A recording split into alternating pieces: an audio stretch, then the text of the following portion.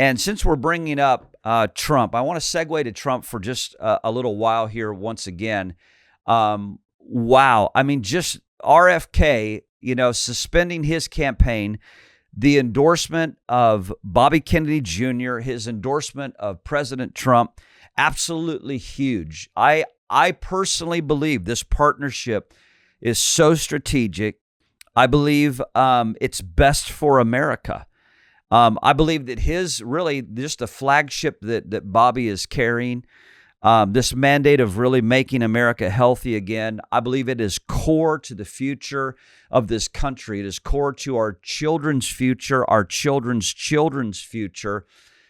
I was really thankful to see this partnership come together. I think it's amazing. And I just want to ask you, as we're speaking about RFK, I want to ask you to continue to pray for him. I want to ask you to continue to pray for his safety, for the safety of his very life, the safety of his wife, the safety of his children. Of course, he's being rejected by so much of his family, those closest to him. But I'm just so thankful to see this happen. And speaking of Trump, I was so thankful that Trump came out and said that he will be voting no on the extreme leftist pro-abortion Florida ballot initiative for this November. And I'm talking directly about Amendment 4. Amendment 4 would add constitutional protections here in Florida to abort a baby all the way through to a full term, 9-month term. This must never be the story here in Florida. And to those of you that are listening or viewing in Florida, you know what we must do concerning voting no for Amendment 4 to protect the unborn. And so I thank God that President Trump has stood strong.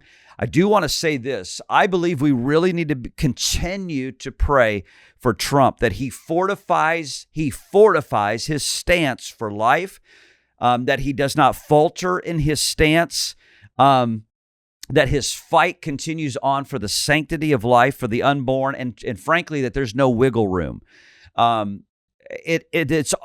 This issue's already settled, forever settled in the Word of God. Trump needs to heed the word of the Lord.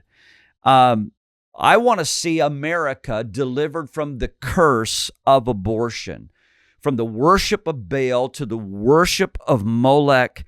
I want to see this eradicated from this nation. And even last week, this is why I'm giving attention to it. When J.D. Vance came out and said that if a bill was to come upon Trump's desk about eradicating abortion, that Trump would veto it. And I'm telling you, folks, there's no wiggle room.